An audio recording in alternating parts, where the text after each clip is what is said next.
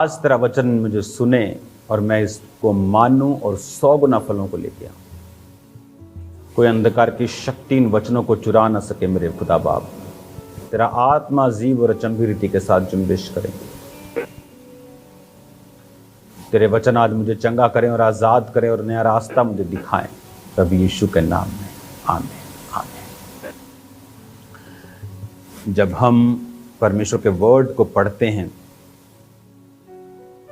तो परमेश्वर के वचन में लिखा है कि तेरा जो वचन है, भजन संहिता 119 उसकी 65 आयत, हे यहोवा तूने अपने वचन के अनुसार अपने दास के संग भलाई की है। 49 आयत, जो वचन तूने अपने दास को दिया है उसे स्मरण कर, क्योंकि तूने मुझे आशा दी है। भजन संहिता 119 अगर आप पूरा पढ़ेंगे, आपको वचन की नॉलेज, वचन क्या कर सकता है, आपको समझ आएगा। लिखा, वचन मेरे मार्ग के लिए रोशनी है। से हम सॉन्ग गाते हैं ना, तेरा कलाम है चिराग मेरी राहों की रोशनी। कि रोशनी कहाँ है? राहों में। आपके जो खुदावंद की रोशनी है उसके वचन के अंदर है। और अगर हम परमेश्वर के वचन को नहीं पढ़ते और उसके साथ नहीं जुड़ते हैं, हम कभी भी वो रास्ता नहीं ले पाते हैं। वचन हमें बताता है कि क्या परमेश्वर की इच्छा है हमारे लिए। आज मॉर्निंग के वचन को मैं आगे बढ़ाते हुए, जो हमने मॉर्निंग पढ़ा नीति वचन 6 उसकी 6 आयत से आलसी के बारे में, हे आलसी चींटियों के पास जा, उनके काम पर ध्यान दे, उन पर ना तो कोई प्रभुता करने वाला है ना ही कोई प्रधान है। परमेश्वर ने कहा तो भी वो अपना आहार धूप काल में बटोरती हैं। जो चींटियां होती हैं वो गर्मियों में खाना बटोरती हैं। आप कुछ भी खाना रखेंगे वो उठा के ले जाती हैं। छोटे कीड़ों की लाश ले जाती हैं, सब कुछ ले जाती हैं। वो उनको खाती नहीं है, उन पर फफूंद लगती है तो वो उस फफूंद को, उस उल्ली को खाती हैं। तो उन्हें मालूम होता है कि फफूंद लगने में भी समय लगेगा। आहार हमें सर्दियों में कलेक्ट नहीं करना, गर्मियों में करना है। तो परमेश्वर ने कहा वो आलसी नहीं है, इसीलिए वो मरती नहीं और सर्दियों में उसको एंजॉय करती। आज प्रार्थना करने में कितना आलस विश्वासियों की जिंदगियों में है, वो इस बात को भली भांति जानते हैं। आज 2 चीजें हैं जो आपने अपनी लाइफ से दूर करनी है। अगर ये 2 चीजें आप अपनी लाइफ से दूर नहीं करेंगे, मसीह में रहते हुए भी आप अपने जीवन का आनंद कभी ले नहीं पाएंगे। मैं आपको बता रहा हूं, अगर इन दोनों चीजों में कोई भी चीज, कोई भी गुनाह आपकी लाइफ में है, तो आप अपनी लाइफ का एंजॉय आप नहीं कर पाएंगे। इन दोनों में से अगर एक भी चीज आपकी लाइफ में है तो पहला, आलस। अगर आलस आपकी लाइफ में है, प्रार्थना का आलस, परमेश्वर के काम करने का आलस, हर जगह आप लेट हैं, आप अपनी जॉब पे लेट हैं, आप अपने बिजनेस में लेट हैं, आप अपने काम पर, अपने प्रोजेक्ट में आप हर जगह लेट हैं, हर जगह डिले हैं। परमेश्वर ने कहा जो आलसी होगा उसका कंगालपन, 11 आयत में लिखा, राह के लुटेरे के समान और घटी हथियारबंद के समान आ पड़ेगी। कि जैसे रास्ते पे चलते किसी को एकदम से लोग घेर लें, तो परमेश्वर ने कहा तेरा कंगालपन इस तरह से आएगा।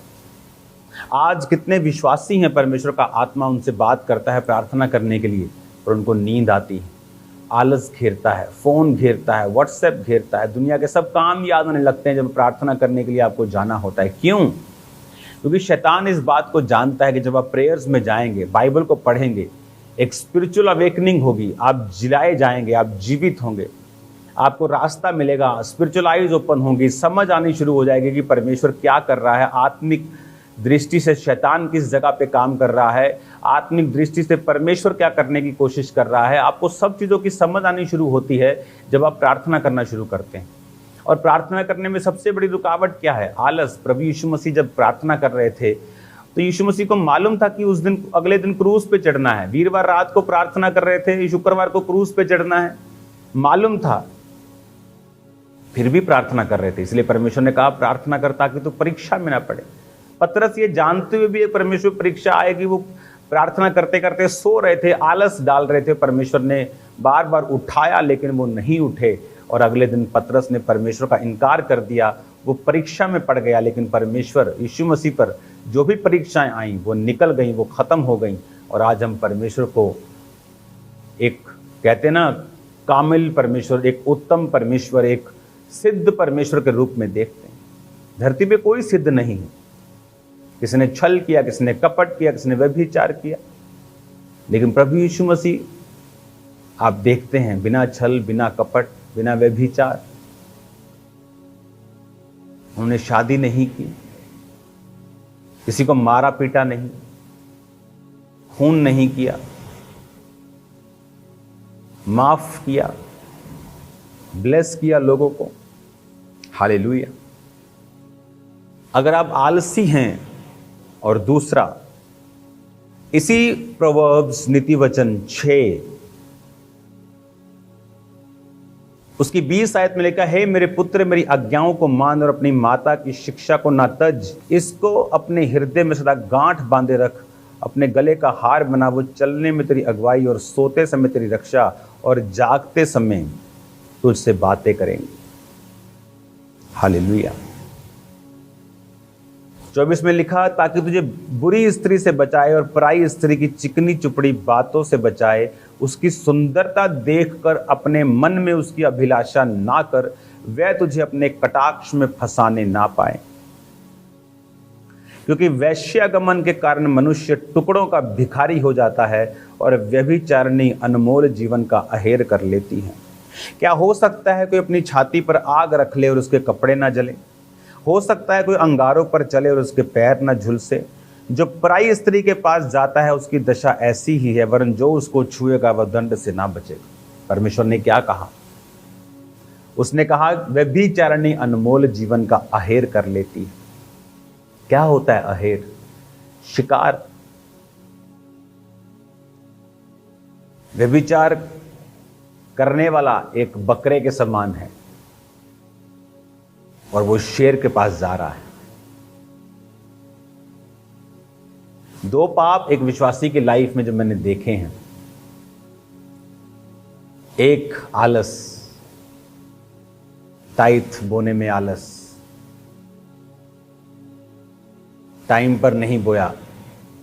चीटी भी कह सकती है आज मेरा सिर दर्द है, आज मैं इकट्ठा करने नहीं जाऊंगी, आज मेरी मासी की लड़की की शादी है। वो अपना काम करती रहती है ताकि सर्दियों में भीख, सर्दियों में उनको तो भीख भी कोई नहीं देता, सर्दियों में उनको मौत ना उठानी पड़े, मौत ना आ जाए, सर्दियों में खाना हो। आज हम टाइथ में वफादार नहीं। परमेश्वर ने कहा तुम पर भारी श्राप पड़ा है, तुम पर फिजूल खर्चियां आएंगी क्योंकि तुमने मुझे लूटा है दशमांश में और भेंटों में। आज अगर मैंने फौरन मैं जाता हूं, भेंट दे के जाता हूं, गाड़ी में जा रहा हूं क्रूज पे, पहले भेंट देता हूं, मेरी सुरक्षा करना प्रभु। टाइथ अलग होता है, मैं टाइथ से ज्यादा देता हूं। टाइथ नए नियम या पुराने नियम का हिस्सा नहीं है कि पुराने नियम में था, नए नियम में। Tithe is not from old and new testament. Tithe शुरू से है, अब्राहम के टाइम से, जब ओल्ड नया पुराना कुछ टेस्टामेंट नहीं था। यीशु ने भी कहा अच्छा करते हो, टाइथ देते हो, पुदीने का, सौंफ का, जीरे का, पर कहता दया न्याय विश्वास को भी अपने साथ रखो, इसको भी मत छोड़ो। लेकिन उसमें भी हम आलसी हैं। जब आलसी होंगे तो कंगालपन आएगा। फौरन रहते हुए भी कुछ लोग संघर्ष कर रहे हैं फाइनेंशियली। क्यों? अपने बीजों को चेक करो, क्या हमारा टाइथ परमेश्वर के घर में जा रहा है?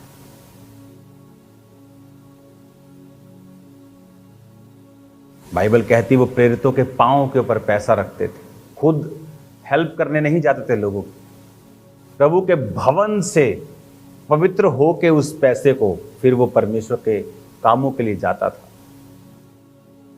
कई बार विडोज के लिए, कई बार बीमारों के लिए, कई बार अलग अलग कामों के लिए। उस कलीसिया के लोग गरीब हैं वहां जाता था, ये वाले लोगों के लिए ये जरूरी है वहां जाता था, घर बनाने के लिए जाता था, सुसमाचार के काम के लिए, टीवी मिनिस्ट्री के लिए, कितने काम होते हैं और उसके बदले में परमेश्वर आपको ब्लेस करता है, लेकिन उसमें भी हम आलसी हैं। परमेश्वर ने कहा एक आलस, एक व्यभिचार, आलसी और व्यभिचारी दोनों परमेश्वर के आनंद को कभी नहीं देख पाते। देखा, व्यभिचार नहीं तो अनमोल जीवन का आहेर कर लेती, शिकार कर लेती। उसने कहा सैमसंग एक अनमोल जीवन था, इतनी पावर थी, हजार हजार लोगों को मार देता था अपनी ताकत से, डरते थे लोग उससे, यहोवा का भय मानते थे, लेकिन किस पाप ने उसको घुटनों पे ला दिया, अंधा कर दिया, उपहास उसका उड़ाया, मजाक उड़ाया गया और वो मारा गया एंड में। चाहे उसकी पावर वापस आ गई पर आंखें वापस नहीं आई, व्यभिचार के कारण अनमोल जीवन का आहेर कर लिया गया। कितने विश्वासी हैं जिनके अनमोल जीवन को शैतान ने खत्म कर दिया है व्यभिचार के कारण, एक घर वाली एक बाहर वाली। आलस, बोने का, प्रार्थना करने का, बाइबल पढ़ने का, उपवास रखने का, आज नहीं कल करेंगे, शाम को सुबह करेंगे, सुबह शाम को करेंगे। उसने कहा तुम्हारा कंगालपन राह के लुटेरे के समान तुम पर आ पड़ेगा। वचन हमको परमेश्वर ने दिया है, हम फिर कसूर नहीं निकाल सकते परमेश्वर ने कि ऐसा क्यों हुआ। जो काम करने में ढीले हैं वो भी अपनी लाइफ का आनंद नहीं देख पाएंगे, दूसरा जो व्यभिचारी हैं वो भी नहीं देख पाएंगे। ना तो काम करने में आलस हो, ना तो बोने में आलसी, ना प्रार्थना में आलसी, ना सुसमाचार सुनाने में आलसी, और ना ही व्यभिचारी। अगर ये दो गुनाहों से हम डील कर लेंगे, अगर ये दो पापों से हम लड़ाई करके इन पर फतह पा लेंगे, बहुत से काम आपकी लाइफ में हो जाएंगे।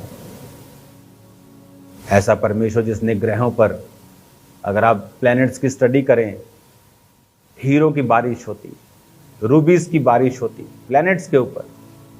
ऐसा प्लैनेट है जो पूरा का पूरा बना ही हीरे का है, इतने पैसों का बिकेगा कि धरती पर $100 की इतनी ढेरियां लगेगी, चंद्रमा तक पहुंच जाएंगे। ऐसा परमेश्वर तो क्या आपको नहीं दे सकता? दे सकता है। इस वचन में लिखा है कैसे लेना है। उसने विधवा को नहीं कहा, गरीब विधवा को, तेरे पास कुछ नहीं है, मुट्ठी आटा रोटी, चल छोड़ तू। उसने कहा ये भी मुझे दे, तू कभी मरेगी नहीं।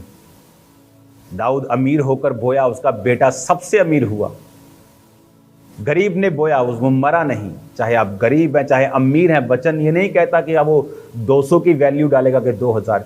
हो सकता है आपने अपनी घटी से 200 डाला हो और एक अमीर ने अपनी घटी, अपनी बढ़ती से 2000 डाला हो, और 2000 परमेश्वर उसको एक श्राप गिने क्योंकि वो ज़्यादा डाल सकता था।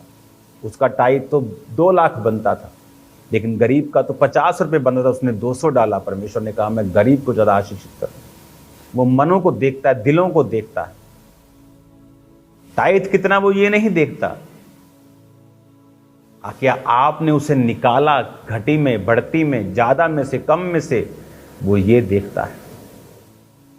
और फिर ये व्यवस्था जब हम मानते हैं वचनों को, रास्ते ओपन होते हैं, रास्ते क्लियर होते हैं। बहुत सी फैमिलीज चर्च में आती, बिजनेसमैन फैमिलीज, जब अपना टाइट बोना शुरू करते हैं, आकर बताते हैं परमेश्वर हमें ये दर्शन दे रहा है, ये दर्शन दे रहा है, ये काम हमें खोलने के लिए बोल रहा है। खोलो, प्रभु तुम्हारे साथ है, परमेश्वर तुमसे बात कर रहा है। क्यों? क्योंकि टाइट देने की वजह से उनके आइडियाज ओपन हो जाते हैं। जिनके टाइट नहीं होते उनके आइडियाज ब्लॉक हो जाते हैं। तनख्वाह कम नहीं होती, महीने की अगर 2 लाख तनख्वाह है तो तनख्वाह 1.5 लाख नहीं हो जाएगी 2 साल बाद। आइडियाज फिनिश हो जाएंगे, और वही आइडियाज हैं। फेसबुक एक आइडिया है, इंस्टाग्राम एक आइडिया है, जीमेल एक आइडिया है, अमेजोन, किसने सोचा था? ऑनलाइन शॉपिंग, तुमको जिसने तुमको देखा नहीं, तुमने जिसको देखा नहीं उससे सामान लोगे, सपनों में भी नहीं सोचा। एक आइडिया, वो आइडिया परमेश्वर आपको देता है जब आप उसके वचनों को पूरा करते हैं, उसके वचनों को मानने में ढिलाई ना करें। मेरी बात, मेरी सलाह को समझे और सुने, अपने बीजों को बोएं, प्रार्थना करने में आलस ना हो। व्यभिचार है तो उसे त्याग दें, छोड़ दें, आज ही खत्म कर दें। ये करके देखें चीजें, ये 3 चीजें करके देखें फिर क्या होता है। नेक्स्ट 6 मंथ में क्या होता है करके देख, आपकी लाइफ सेम नहीं हो। अगर बदलाव नहीं हो रहा तो ये आपकी जिम्मेवारी होगी, क्योंकि आपको बदलाव के सब नियम बता दिए गए हैं कैसे होगा। आप लाख रोले कर लारे पिट पिट के मर जाएं खेत के सामने, लेकिन बिना बीज के वो फसल को नहीं देगा। ये रूल परमेश्वर ने धरती के लिए बनाया है। अपनी आंखों को बंद करे, खुदा बाप जितने आज से इस वचन पे चले 100 गुना बरकतों को पाएं, आशीष को पाएं मेरे सामर्थी परमेश्वर। इस वचन पे चलने वाले सब लोग आशीषित हों और सेम न रहें।